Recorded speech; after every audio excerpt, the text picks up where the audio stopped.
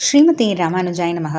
வசுதேவசுதம் தேவம் கம்சச்சானூரமர்தனம் தேவகீ பரமானந்தம் கிருஷ்ணம் வந்தே ஜெகத்குரும். நாள்தோறும் பகவத்கீதையில் இப்போ நாம் விபூதி யோகம்ன்ற 10வது அத்தியாயத்தில் இருக்கோம். இதில் அர்ஜுனன் கடந்த 3 அத்தியாயங்களாக, அதாவது 7, 8, 9 இந்த 3 அத்தியாயங்கள்லையும் பகவான் தன்னுடைய உண்மை நிலை, தன்னுடைய பெருமைகள்லாம் எடுத்து சொல்லிட்டு வந்ததெல்லாம் கேட்டு அர்ஜுனனுக்கு பகவான் மேலே இன்னும் ஆர்வம் வர, உன்னை பற்றி இன்னும் நான் நிறைய தெரிஞ்சுக்கணும் அப்படின்னு சொல்லி பகவானை பற்றி புகழ்ந்து பாடி, அதாவது இது வரைக்கும் தெரிஞ்சுக்கிட்டதெல்லாம் புகழ்ந்து பாடி இன்னமும் தெரிஞ்சுக்கணும், உன்னுடைய சொத்து, அதாவது உன்னுடைய இந்த நியமன செல்வம் அதெல்லாம் எப்படி இருக்குது, ஐஸ்வர்யம் எப்படி இருக்குது, யோகம் எப்படி இருக்குது, இது எல்லாமே நான் தெரிஞ்சுக்கணும்னு கேட்க பகவான் 21வது ஸ்லோகத்திலேருந்து நான் எதுக்குள்ளெல்லாம் யாருக்குள்ளெல்லாம் என்னவா இருக்கேன் அப்படின்னு சொல்லிட்டு வராரு. அதாவது ஆதித்யர்களுக்குள்ள விஷ்ணுவா, நட்சத்திரங்களுக்கெல்லாம் தலைவனான சந்திரனாக இருக்கேன், வேதங்களில் சாமவேதமாக இருக்கேன், ருத்ரர்களுக்குள்ள சங்கரனாக இருக்கேன், சிக்கரங்களுக்குள்ள மேருமலையாக இருக்கேன்ட்டு இப்படிலாம் சொல்லிட்டு வந்த பகவான் இப்போ 24வது ஸ்லோகத்தில் என்ன சொல்கிறாருன்னு பார்க்கலாம்.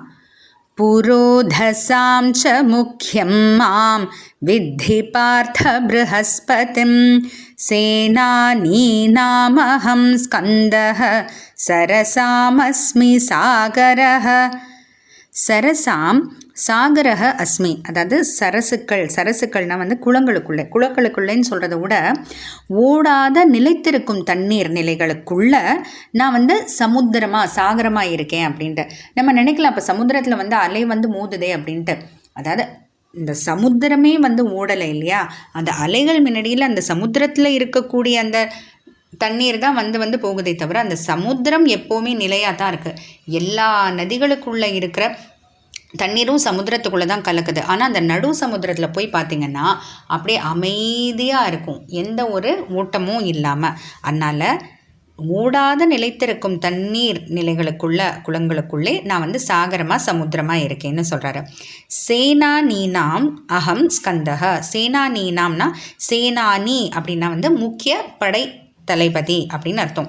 சேனானீனாம் அப்படின்னா முக்கிய படைத்தளபதிகளுக்குள்ள அகம் ஸ்கந்தக, நான் ஸ்கந்தனாக இருக்கேன். ஸ்கந்தன்னா சிவபெருமானுடைய மகனான முருகன், அங்கே முருகப்பெருமானை தான் ஸ்கந்தன்னு சொல்லுவாங்க.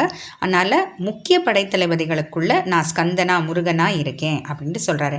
இப்போ முதல் வரை ஏன் நம்ம இப்போ கடைசியாக பார்க்குறோம் அப்படின்னா, இந்த ஒரு ஸ்லோகத்தில் ஒரு சின்ன ஒரு வித்தியாசம் இருக்குது. ஆனால் அந்த ஒரு சின்ன வித்தியாசம் தான் நமக்கு எல்லாத்தையும் புரிய வைக்க போகுது. இப்போது பார்த்த வித்தி அப்படின்னு சொல்கிறார். பார்த்த அப்படின்னா பார்த்தனே, அர்ஜுனனுடைய இன்னொரு பேர் பார்த்தனே, நல்லா தெரிஞ்சுக்கோ. என்னத்தை தெரிஞ்சுக்கணும் அப்படின்னா, புரோதசுகளுக்குள்ளே அப்படின்னா, புரோதஸ்னா யார் அப்படின்னா வேதத்தை நல்லா படித்து அதை அத்தியனம் செஞ்சு அதை எப்படியெல்லாம் பயன்படுத்தணும்னு தெரிஞ்சிட்ருப்பாங்க இல்லையா, அப்படிப்பட்டவர்களுக்குள்ள மாம் ப்ரஹஸ்பதிம்னு வெறுமை சொல்லலை, மாம் முக்கியம் ப்ரஹஸ்பதிம், முக்கியம் மாம், அதாவது இப்படிப்பட்ட இருக்கிறவங்களுக்குள்ள முக்கியமான ப்ரஹஸ்பதியாக நான் இருக்கேன் அப்படின்னு சொல்கிறாரு. அப்போது இதை வச்சு தான் நம்ம எல்லா ஸ்லோகங்களையுமே புரிஞ்சுக்கணும். ஒன்றும் இல்லை, ஆதித்யானா மகம் விஷ்ணுஹோ அப்படின்னா ஆதித்யர்களுக்குள்ள விஷ்ணுன்னா என்ன, அந்த ஆதித்யர்களுக்குள்ள முக்கியமாக இருக்கக்கூடிய விஷ்ணுவாக இருக்கேன்னு தெரிஞ்சுக்கோ. அதே போல் சிக்கரங்களுக்குள்ள முக்கியமாக இருக்கக்கூடிய மேருவாக இருக்கேன்னு தெரிஞ்சுக்கோ.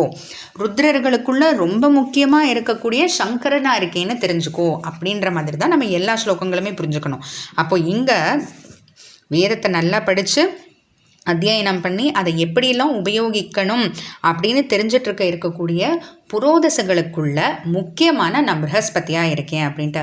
இங்கே ப்ரஹஸ்பதி வாசஸ்பதினா ரெண்டுமே ஒன்று தான், வாக்குக்கு அதிபதி அப்படின்ட்டு அர்த்தம். அதனால் இப்படின்றத தெரிஞ்சுக்கோ அர்ஜுனா அப்படின்னு கூப்பிட்டு பகவான் சொல்கிறாரு. தொடர்ந்து என்னெல்லாம் சொல்கிறாருன்னு பார்க்கலாம். ஜெய் ஸ்ரீ கிருஷ்ணா.